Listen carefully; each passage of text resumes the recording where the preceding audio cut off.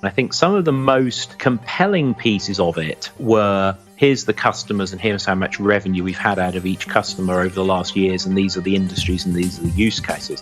Because these big companies just aren't used to seeing that kind of analytics. Driving sustainable growth for a B2B company can be daunting, especially when trends in marketing are evolving so quickly. As a savvy executive, you know that the road to success is continually under construction. So you have to be on the lookout for new insights to help you drive growth. Welcome to Trend Spotters. Our goal is to sift through the noise and provide practical wisdom from B2B business leaders to help you improve your sales and marketing. In each episode, we have frank 15-minute conversations with leading-edge marketing and sales experts who are driving growth for companies every day. Here's Candyce to introduce today's guest. Nearly every entrepreneur and every venture investor hopes to build a business that can ultimately be sold for a big multiple on revenue. But accomplishing this is no easy task. It takes creating a vision and potential that is far larger than the company's revenues. Today, I get to talk with Dr. John Bates. John has accomplished this goal not once, but 3 times. He founded the complex event processing company Apama, which he sold to Progress Software in 2005. Then he restructured that business unit and sold it to Software AG in 2013. This became the spearhead of Software AG's platform. Then he joined Plat One as CEO. He grew that business and sold it to SAP in 2016. In each case, the acquisitions have not only been profitable for the seller, but enormously profitable for the acquirer.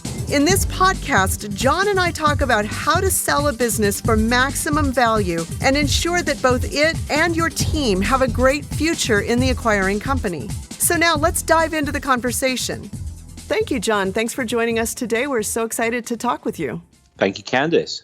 So, John, you've had a lot of experience in building companies up and selling them. You've sold 3 so far. And so I want to talk about that. And maybe we can start with your experience of building up Apama before you sold that to Progress Software, and really talk about how you went about positioning a company so it was an attractive acquisition target, and what you did from both the messaging and positioning, but also in building up your marketing and sales arms and thinking about your customers and building up that customer base.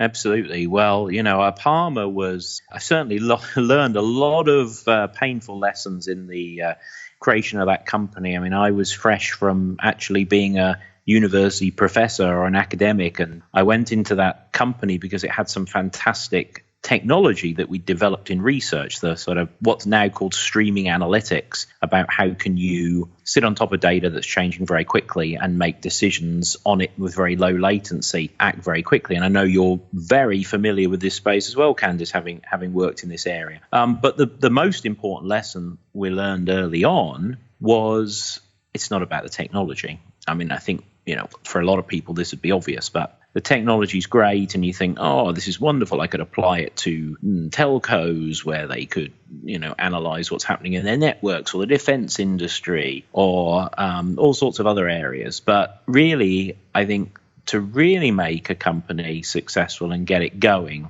you need to find the first application area. And you don't sell technology, because technologists often say, oh, I don't really know what I'd do with this.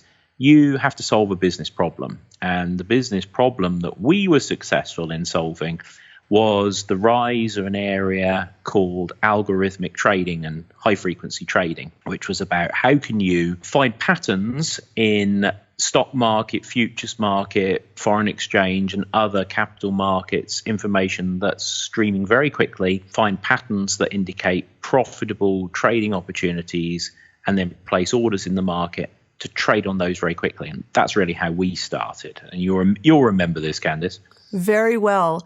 I remember going to a conference and where we met actually in, I think it was 2005. And there were all kinds of use cases being presented for what we were then calling complex event processing, CEP. And you guys had a pretty good use case, but a lot of people were kind of floundering, trying to find their use case. And so once you guys got the use case around algorithmic trading, like lemmings, all of us followed you. And that created a problem because it created price competition way too early in that process. Yeah, I think there was, as we've talked about before in this area, it was instead of saying, a rising tide floats all boats, we were all sort of playing, 5-year-old soccer and running around after the ball, anything that moved. But in the Apama world and a couple of other companies, Streambase, for example, was another one.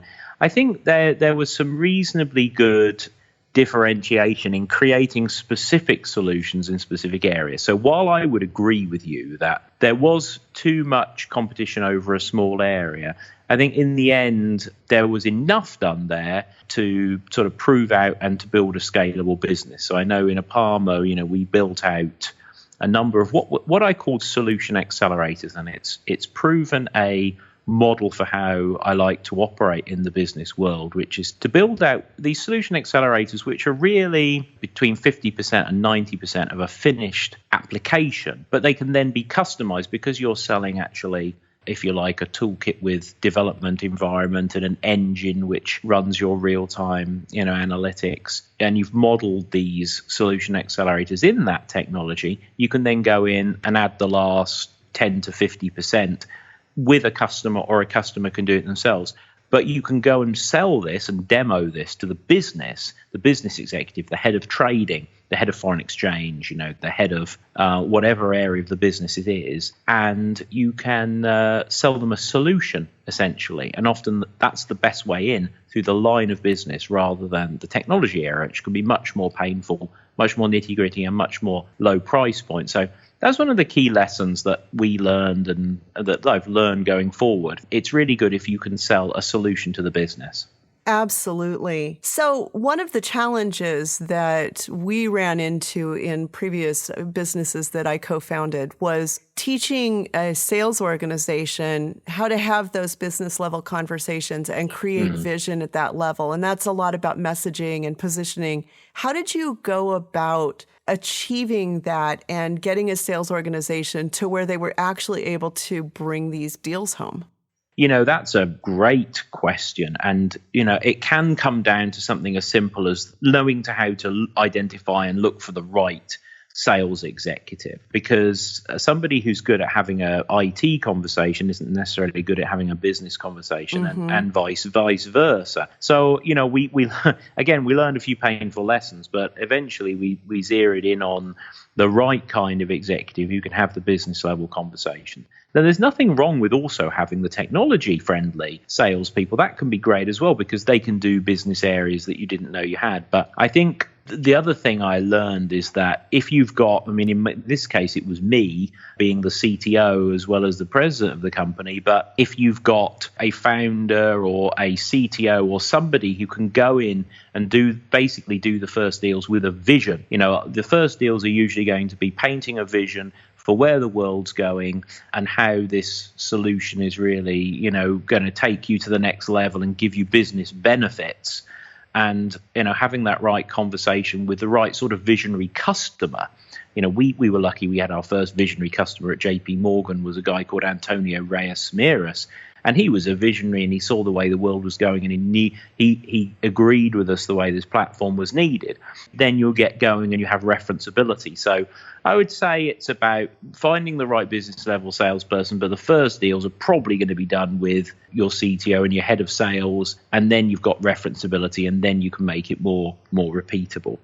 So talk to me about after you got that established and you started then building up Apama and positioning it over what year did you sell to Progress? In 2005. So Progress Software came along, and they were interestingly looking for, they'd found this need for, real-time and streaming analytics through their ownership of a technology called Object Store, which is an object-based database, which they found that different organizations were using to store real-time information. they'd started doing research on this. It would be good if we could actually analyze that information in real time. And they started to get a bit of a vision about the way the world was going. So they started looking for companies and sort of stumbled upon us. And they'd looked at a few other different flavors. And we looked very much like a capital markets company, but they quickly realized that there was general purpose technology behind the scenes. And they said, we want to buy you. And we were backed by the Carlyle Group, very big, now private equity, but also then did venture capital. And we said, well, we're not ready for sale.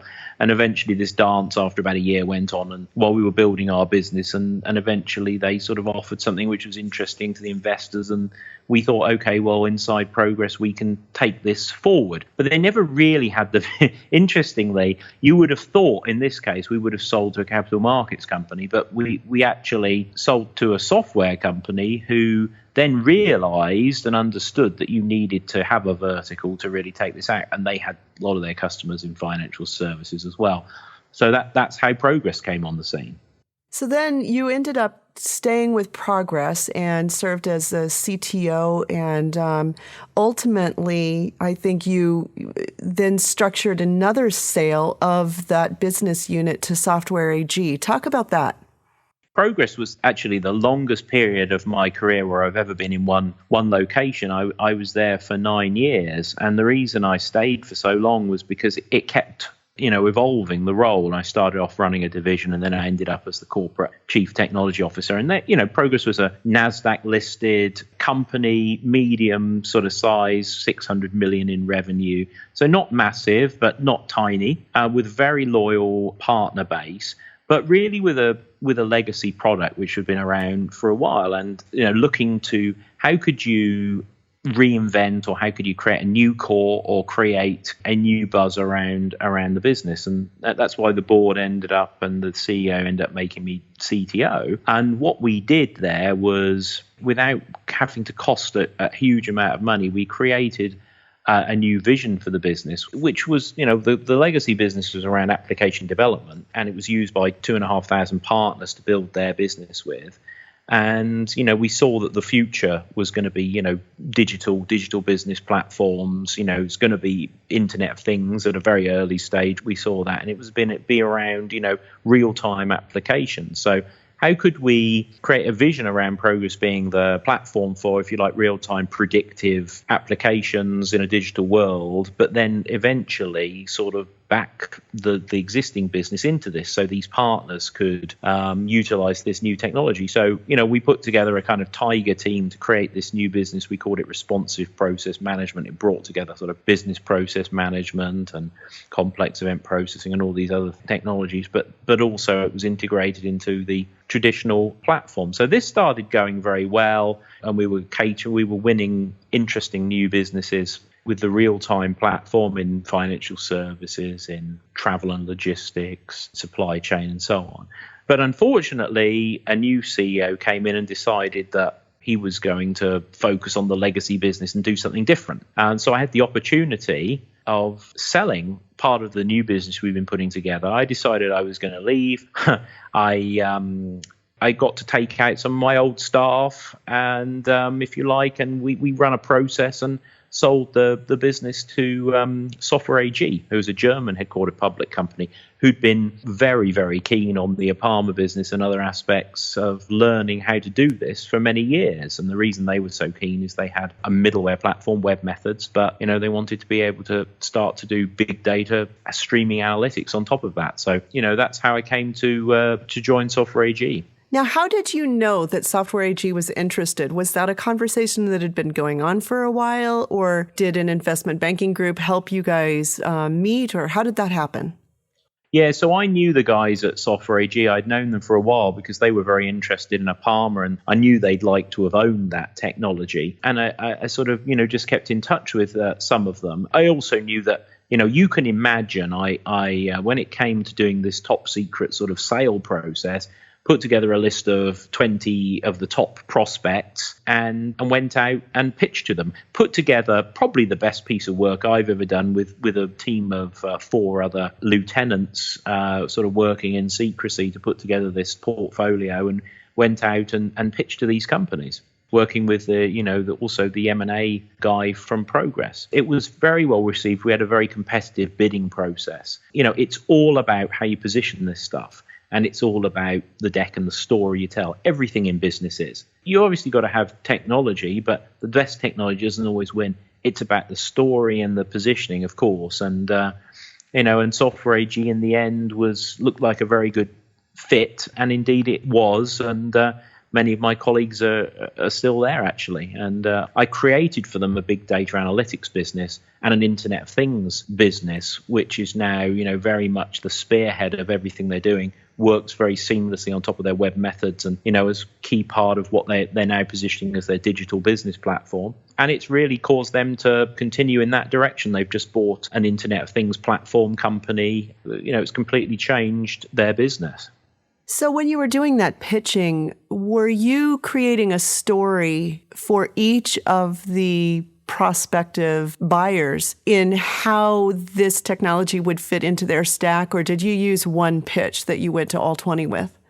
We used one pitch and created a big deck, about 100 or so slides, which had everything, the kitchen sink in it, but then created a teaser deck and then a mini deck. And we slotted different use cases and different slides in depending on who it was. But on the whole, it was the same core of slides. And I think some of the most compelling pieces of it were, here's the customers and here's how much revenue we've had out of each customer over the last years, and these are the industries and these are the use cases.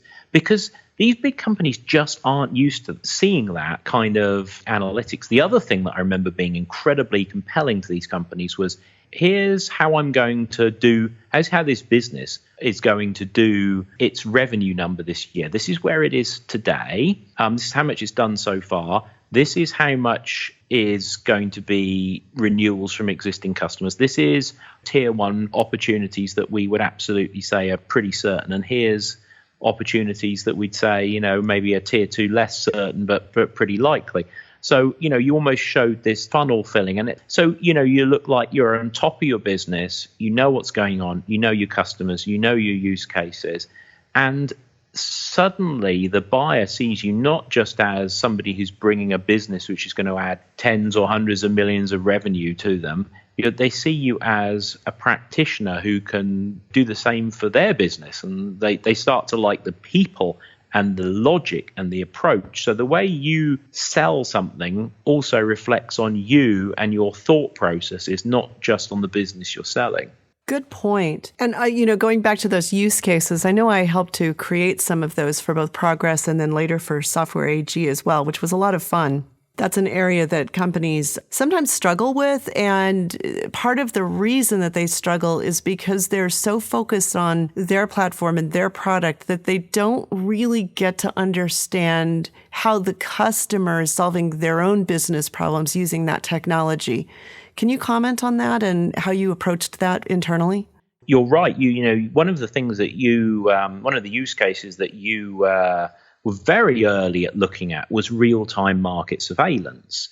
That's an area that still hasn't reached its zenith, but it's one that we later moved into as a big area because, compliance, if you have something like a flash crash or a market crisis where something goes seriously wrong, or something like, Knight Capital, where one of their algorithms went wrong and lost them $600 million in 30 minutes, how can you do compliance 1 or 2 days later? You need to be doing it in real time. It needs to be like a risk firewall around your business where you can shut things down if they're going to cause damage. The ideal thing is even predict problems and fix them before they happen. So that was something you were very early in identifying. And I think that's an area where the industry's going forward. But you're absolutely right. You have to be able to understand in these use cases, it has to be almost like a startup. Even if this is in a big company, you're testing a new use case, it's like a startup. You go out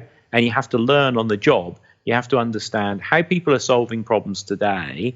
Ideally, you want to have heard about this use case from a customer. You probably want to have done it 1, 2, or 3 times in a customer, prove it, and then scale it. But at the same time, you want to understand what's the market opportunity here before I invest in this use case to build out a solution accelerator. is the market big enough? Before I invest in hiring salespeople, is there a market behind it? So everything you do, whether you're in a startup or a big company, should be a mini business plan. You should have your what I call an entrepreneur's head on, so you're an entrepreneur in a bigger company. You should be always thinking of something in terms of a mini business plan. So that's a great transition to talking about those tiger teams that you mentioned earlier, because I think that a lot of companies are in similar situations to what you described at Progress, where they have a legacy product base. They want to figure out how to continue deriving value from that legacy product base, but they also need to stay up with and slightly ahead, although in my experience, not too far ahead. I've done that before and that doesn't work well. But it's challenging when it's, especially if you are a company that's, in that range of $10 to $50 million and you're investing a lot of the revenue and profits into delivering on promises you've already made to clients, to go off and find a new direction, and even if it's a slight tangent, but to build new technology or a new platform. How do you go about that without disrupting or taking too much revenue away from your existing business? Yeah, I mean, this is the classic challenge of reinventing or turning around an established company. And you're completely right. What you don't want to do is to come up with this amazing vision where everybody goes, yeah, fantastic. And then you turn everybody loose on that vision and you neglect your existing business. The key thing about a business is you have to have the business equivalent of the Hippocratic Oath. First, do no harm to the existing business. So what you need to do is you create this tiger team where 95, 96, 97% of people in your company are focusing on the existing business. But you create a tiger team who have a special remit to be able to be more entrepreneurial. And they need to be able to come up with what are the value propositions, what's the next technology platform, and they need to prototype this and do this quickly. If you try and do this with a legacy product team, it's going to be, oh, we can't do it. Oh, it's going to take 3 years. You've got to have the kind of culture where people can take products that you might have, wrap them in different ways, plug them together in different ways, build demos, build solutions, and take those things out and work with innovative customers to say, what is it that your big problems are? And then, zero in. You almost need to have the Bain Capitals or McKinsey's type approach, but combined with a product team working inside the company. And if you can put that together, and it does take certain personalities, but if you can put that together, which I'm lucky enough to have done many times, and I'm just building this kind of capability at my current company, then you can take things forward without disrupting the existing business flow. And eventually these things merge together because the new business and the older business come together, and you find you've got a new business. And I'll tell you who's doing this amazingly well, in my opinion, in the market today, and that's PTC. And they bought ThingWorx, which was, it's an okay Internet of Things development platform. Not as good as my company, Plat One, was, plug, but pretty good. And PTC is a sort of legacy design company, PLM kind of company with various assets. And what they've done is they've built out ThingWorx as the tip of the spear. We're in the Internet of Things. And then they've started talking about, okay, well, we're now in the blending of the real world and the virtual world. So PLM and IoT comes together. And the CEO showing demos in 3D where he's holding a real world sensor enabled object. And then he's showing how that object sort of augmented in the PLM world, so you can see what it would be like if it was part of a real factory, and he's moving it around in 3D in the real world, and it's reflected in the virtual world. So what he's done in the end is washed his legacy revenue with sexy IoT revenue. And I bet you that company gets bought by somebody like GE for an enormous multiple, much more than he would have got with a legacy company. So that's how it's done. Pretty impressive. Wow. Yeah, that's a great example. We are running out of time. Is there any closing remarks that you wanted to make that just kind of wrap up what your thoughts are on this?